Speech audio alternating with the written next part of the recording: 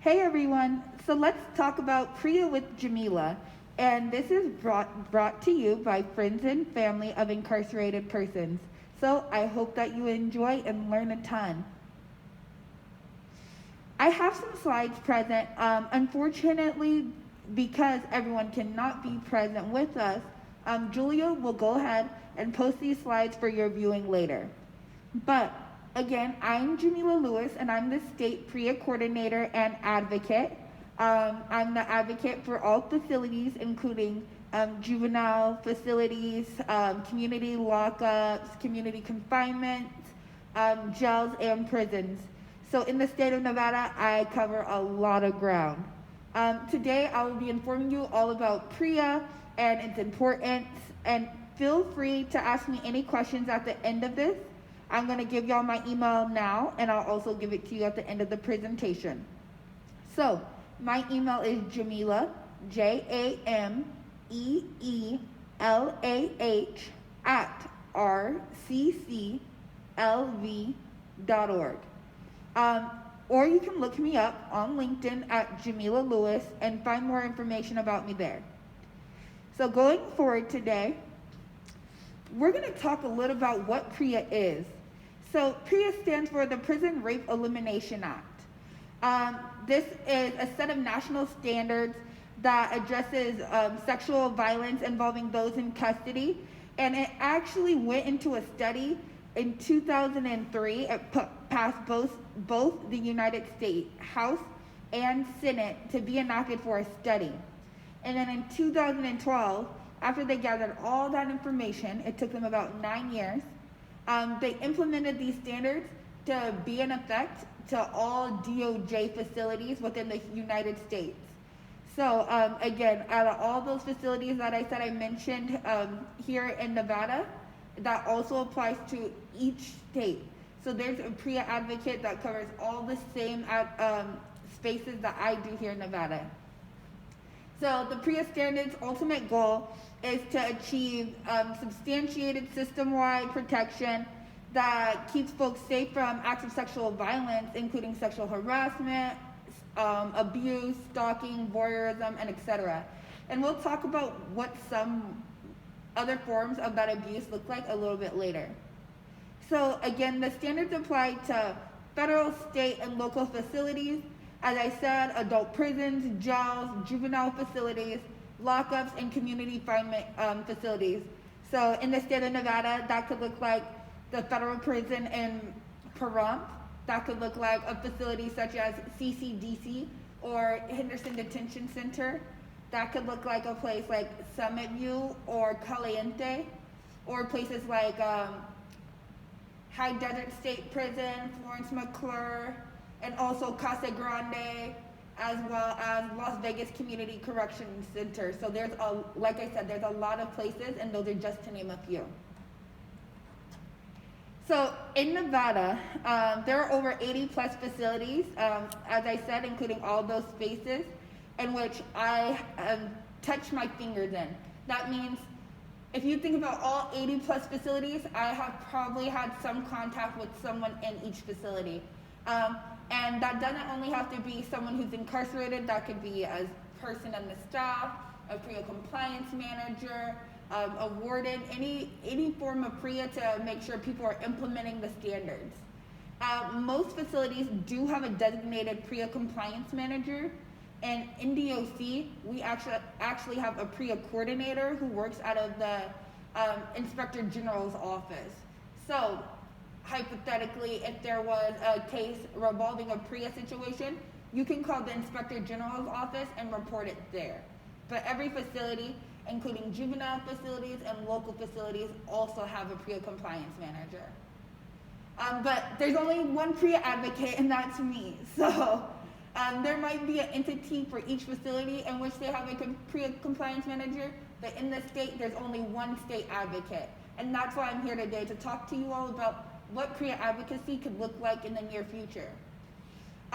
We actually had an advocate, Shizue Hill, who worked at the Rape Crisis Center, who pioneered this work starting in 2014. She really saw a vision to support people who are incarcerated, our most marginalized, and impacted communities who often are silenced and not talked about in this conversation. So with that being said, I really want to give credit to She's Away Heal and all the work that they've done to really pioneer this work in the state of Nevada and allow me to be here to speak with you all. So RCC's role in PREA. RCC stands for the Rape Crisis Center. That's where I'm employed through, and that's where all of our state coordination and advocacy comes out of for PREA services. So our role is taking PREA calls is really crucial to eliminating sexual violence and incarceration. So every time an individual discloses an incident of sexual violence to us, it's a step forward in their pathway towards healing and getting that self-identified justice. Just as people in the community really fight to get justice for the accusations and the trauma they experience, so do our people who are incarcerated. So we have to be patient, take our time in collecting that information to give those resources, such as letting people know that their friends and family can reach out to community organizations like this for that support, so that they can also have an avenue to heal from that vicarious trauma. So at the Rape Crisis Center, we do have a 24/7 hotline, and that's offered across the state to anyone incarcerated or in the general community. And this allows people who are incarcerated to receive emotional support, resources, hospital accompaniment if it's regarding a sexual violence, and court accompaniment if it's regarding their sexual violence as well. And on a regular basis, we do provide that emotional support. We do provide continuous counseling post-incarceration, which is really important too. So when our community is integrating back into society and we're really trying to focus on reentry services, remember that the Rape Crisis Center does offer these healing services for people who are survivors of sexual violence. And I think that's really important because these are free services. And oftentimes we know that people who are incarcerated and their loved ones often face financial barriers to get these services. So please remember to contact the Rape Crisis Center to learn more. So for people who are incarcerated, we also have a ton of rights, not for me, but for people who are incarcerated, they have a ton of rights regarding sexual violence. So I'm going to read off a few, but please remember to check out the slides to learn more about people who are incarcerated and their rights regarding sexual violence, the right to report, the right to an investigator, the right to take their time to heal, the right to contact support agencies like Just Detention International, which is a national and international advocacy organization that's full and sole purpose is to really support and advocate against sexual violence to people who are incarcerated behind bars. And that's in juvenile justice, ICE custody, all of the spectrums of incarceration. So Just Detention International or a local rape crisis center, which is here in Southern Nevada, right by the UMC. But people can also contact organizations like the Prison Policy Institute, the Moss Group, Vera Institute, and like I said, your local community agencies or organizations like the Mass Liberation Project, Return Strong, and others. So please contact us. They also have the right to seek advice from a lawyer. A lot of people, once they are exposed to any kind of sexual violence, some people forget that they have a right to a lawyer before participating in an investigation. They also have right to request an advocate present in an investigation. So people who are incarcerated do have a lot of rights, specifically when they are trying to get that support to get justice for what's happened to them. People also have the right to a medical exam. That includes going to UMC here in Nevada. If you're in Southern Nevada, you're going to go to UMC. If you're in Northern Nevada, you're going to go to one of the local hospitals out there. But they have the right to go get an STI exam, to go get a pregnancy test, to go check for HIV or any of those type of STIs as well. And also, people have the right to be free from retaliation. So if someone does report a sexual violence, it is also against the PREA standards to retaliate against them for that. So, with that being said, let's just take a break. I know y'all been listening for a while. You probably are like, this girl, she talks so much about PREA and there's so much to learn. And there really is. But please, let's just take a breath and just breathe. You see my glasses may fall down. Because there is so much going on in the world. And I know adding on the idea of sexual violence that could be happening to one of your loved ones must be explosive right now. And so I just want to take the time to acknowledge that. And also, I think this is also a time to think about advocacy that's going on right now regarding PREA. So before I continue, I'd like to tell you to check out some of our national legislation in the U.S. Congress right now. Both our Nevada legislators, or both Nevada senators, Jackie Rosen and Catherine Cortez Masto, signed on as co-sponsors to the Sexual Assault Services in Detention Act, which provides a national hotline for people who are incarcerated and exposed to sexual violence to call to get that kind of emotional support. So if you're in any other state and you're looking to support your loved one in advocacy, check that out. Call your legislators, call your senators, and ask them to co-sponsor that bill. And then here in Nevada, if you're local, there's also a bill of SB 20, which would take people who are incarcerated out of the Survivors Sexual Assault Bill of Rights. So what I'm going to ask you all to do is do a little bit of research. Call your legislators, ask where they stand on that, and ask if they'll make sure that people who are incarcerated get the same rights to sexual assault services that anyone in the community does. So with that being said, I hope that you're excited to do some advocacy, and I'm going to talk to you a little bit about why this advocacy is important. I know I'm playing with my mask a bit. Excuse me, we're in the world of Zoom. But I'm going to talk to you about why this advocacy is important. And that's because the various types of sexual violence that people are exposed to. So, as I said, PREA stands for the Prison Rape Elimination Act. So, of course, people are going to experience prison rape. This prison rape is the same as sexual assault in the general community. In Nevada, we do have an NRS statute that is specific to sexual assault. And so what that does is acknowledges the types of acts that are considered under sexual assault, including not having consent, people who are disabled, coercion. So all of that involves sexual assault in the general community, and that also is the same for people who experience prison rape. There's also sexual harassment that people can experience while incarcerated. So people can be harassed like, oh man, you're looking really good today, and they're saying that on a repeated basis. And that person who is getting harassed may not feel comfortable coming forward saying something, or they may feel uncomfortable and report that to someone else. Those are all acts of sexual harassment, commenting on someone's body, on someone's gender identity.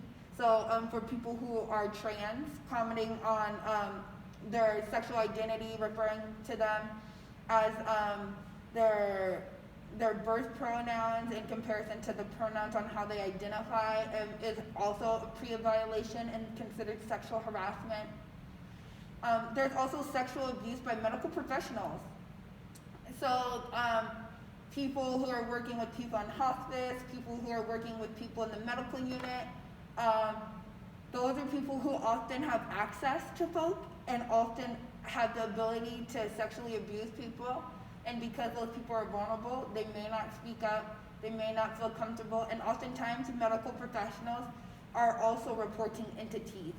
So if you're incarcerated, most of the time someone's going to tell you, if you don't feel safe, to report to a medical professional, a correctional officer, a sergeant, a lieutenant, any of those people.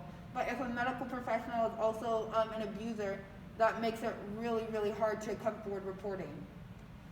Sexual abuse and exploitation also happens from helping professionals. That includes volunteers, people running programs, teaching courses, doing trade programs while incarceration. All the people who have access to someone, maybe a one-on-one. If they're working in the kitchen and they're able to request that people are there early, they can be they can be exposing people to a range of different types of sexual violence. There's also multiple perpetrator sexual assault. In the general community, we refer to that as gang rape. That does happen for people who are incarcerated. That's not something that happens often, especially in the state of Nevada, but just knowing how to identify these different types of sexual violence will really allow us to help people when they're coming forward regarding any kind of sexual violence. There's elder abuse. I myself had a client who was on hospice, and they were reporting sexual abuse, and so elder abuse does happen, and it's really something to consider, especially when our elders also do live with disabilities, and that's the next one: sexual abuse of disabled people, people who can't fight back, people who live with mental or physical disabilities in which they do not have the capacity to say no, and or the ability to protect themselves if they are refusing sexual assault or any kind of sexual attention. And then there's exhibitionism. Exhibitionism is actually really common, and we see this a lot in our general community. Exhibition is kind of lewdness. It's showing your genitals, flashing someone, having someone watch porn or any kind of watching sexual activity with you, being very vulgar about grabbing their genitalia in front of you. That is all forms of exhibitionism. And then voyeurism. So voyeurism is something that happens a lot in incarceration settings, and oftentimes we as community members and including staff in facilities don't recognize voyeurism as a valid type of sexual violence. But voyeurism is staring someone up and down in a sexual or aggressive way, making them feel uncomfortable with who they are, what they're wearing, what they're doing. These acts usually happen and take place while people are in the showers, at their bunks changing clothes, on their yard, and in spaces where people can be isolated, where there are no cameras around, and people don't want to actually assault anyone, but they just want to look. This actually happens to a lot of trans individuals as well, voyeurism, where they're getting forced to take off their clothes and people stare at them. So just being aware that all these forms of abuse are under PREA. And so I know that I listed out a few different things, but because there are different forms of sexual violence, your loved one may have told you about an incident 2 months ago, 5 years ago, and it may have been considered one of these acts of sexual violence, but we may have not had the verbiage to really advocate for them.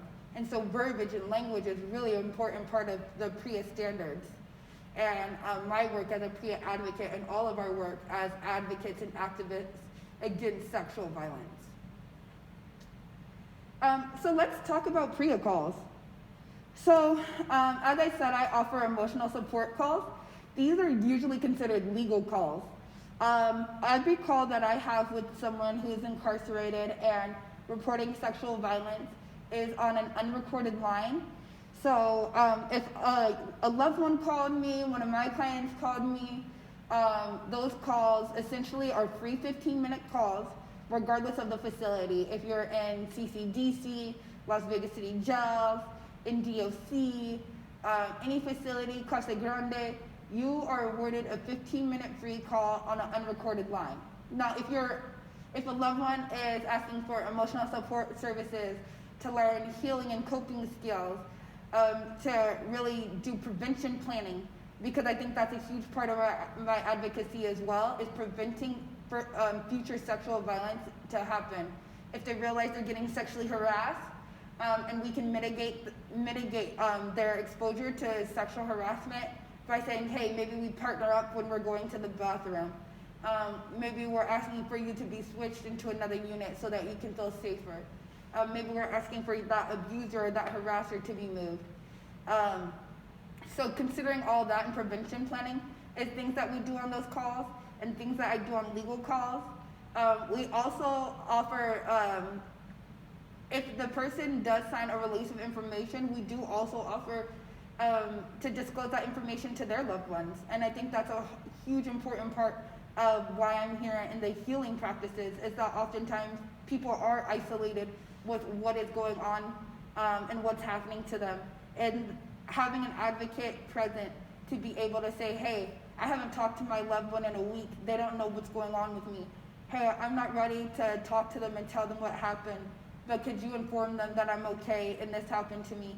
That's a huge part of the advocacy, because it allows me to connect that person to their loved one so that everyone's on the same page.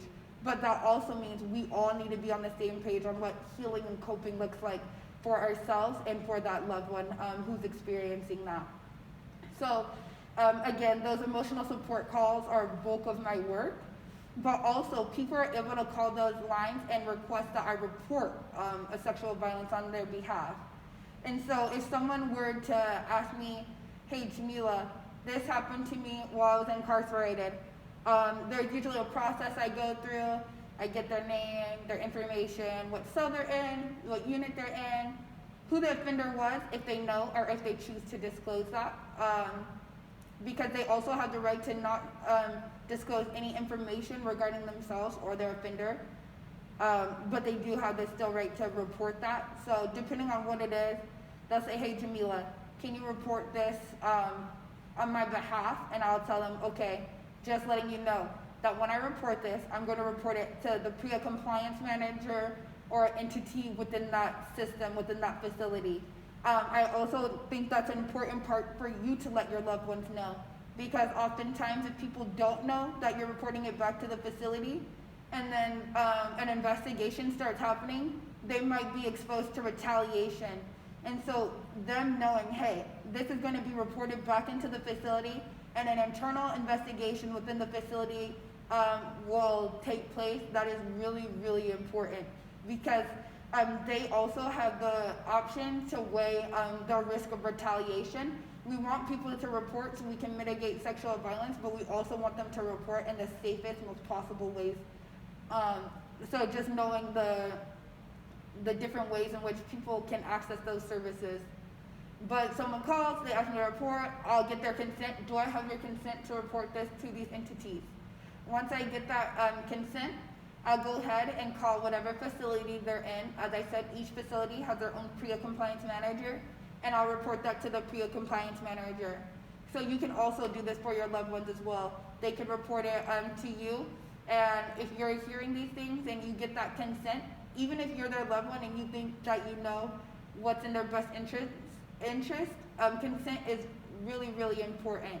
So get their consent, and if you get their consent, go ahead and report that to the facility on their behalf. And so we're going to talk a little bit about that.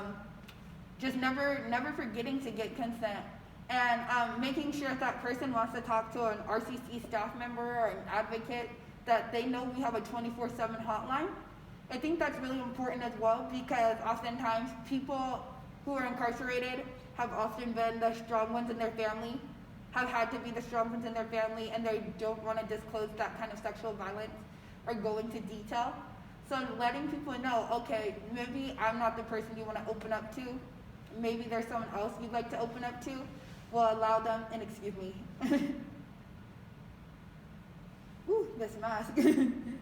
Hopefully that would allow them to really, really feel free to addressing whatever it is, that trauma that they're exposed to, and we as a community can figure out how to help them heal post-incarceration and while incarceration. As well as, and something I want to elaborate on, is the sexual violence that they can get healing and coping support from doesn't only have to be something that they experience while incarceration. A PREA advocate's sole purpose is to support someone in the healing and coping process of any sexual violence experienced prior to or during incarceration. This includes childhood sexual violence, something that could have happened a month or 2 years before they ended up in that situation, or if they have any open cases regarding a previous sexual violence. So they can get all that support on our PREA hotline, on our PREA hotline at the Rape Crisis Center. And also, you can learn more about this by calling the Rape Crisis Center. I'm personally in the office every Monday through Friday, 8 to 5 p.m., so you can call me. Just Google the Rape Crisis Center and get our number. And or, again, please feel free to email me and I'll give that information again at the end. The only thing is, if the violence is not related to sexual abuse, I do have to let people know that I work for a crisis line. Now, I know we all want to do this restorative and transformative justice work, trust me. I do any online, offline, outside my work at the RCC, but regarding PREA and getting these services is that sometimes I'll get calls. I've gotten a call and someone said, hey, you know what, this is my only free call. Can I get a ride to the airport? And if I had the money, I would. If I had it, I would do it. Because that's the work of transformative justice, is helping people in our community. But unfortunately, my specific role is to offer victim services and support services for survivors of sexual violence. And another thing is, anyone who is a survivor of sexual violence, in detention has access to our services. And when I say anyone, I mean people who are disabled, people who have experienced sexual violence in the past, people who may have who are in there for experiencing sexual violence, and now sexual violence is being perpetrated onto them. All these people get access to advocacy support. And I know in the community, sometimes there's a limit to who can get this support, but because I'm a PREA advocate, the most vulnerable populations are always welcome to support. So, if someone usually mentions that they're going to be getting out soon, what we usually do is try to collect the information to inform them that they are able to come to the Rape Crisis Center to receive those services. Oftentimes, a lot of our reentry organizations aren't aware about PREA. And so if someone has disclosed experiencing sexual violence in incarceration or prior to incarceration, that kind of goes unsaid, and they're not referred to the Rape Crisis Center to get that healing and coping support. And we all know that a part of reentry work is healing and coping. It is really difficult to fully re-enter into the community and reintegrate into the community without healing first and without coping. And healing is not something that's gonna only happen one time. It's an ongoing, lifelong process. But we have to make sure that everyone who's re-entering has access to support and the ability to heal. So when we're talking about re-entering into the community, let's remember that we do have the services to address sexual violence. And we can address that kind of trauma as long as we're advocating for people to receive those services. So if you know anyone who's in the community, it doesn't matter if they've been incarcerated 3 months ago, 3 years ago, their sexual violence happened 10 years ago, tell them that we have services at the Rape Crisis Center, and we want to be that pillar of support for them. We want to help them achieve their highest level of greatness, because everyone deserves that right to heal from all forms of trauma. And then we also, again, offer regular emotional support from me. So if you have a loved one, or you are the person who was incarcerated and you need someone to speak to who can relate to you, you need an ear, go ahead and reach out to me. That's my whole job, that's my purpose, and I want to be there for you. And so usually when there are tons of people in the room and we have, all of you present, we go through and see what you know about reporting sexual violence. But because we don't have that platform right now, I'm going to ask you all to do a little bit of research. Go to the National PREA Resource Center, and look at the PREA standards. There are PREA standards applicable to all the facility types that I named earlier, so look them up, see what's going on, see the resources in your community on Just Detention International. Go to the Marshall Project and look up PREA statistics. Go to the Bureau of Justice statistics and look up how much funding that your state gets to address PREA and hold them accountable to address prison rape in their state. That is what this is all about, is making sure that people who are incarcerated have the same rights and access to supports as anyone in the community. So I want to thank friends and family of incarcerated persons really for having me out here today to speak with you all. I really appreciate you all taking the time to learn a little bit about me, PREA, and how we can all do better as activists and advocates in the community. I appreciate your time, and bye. I hope to hear from you soon.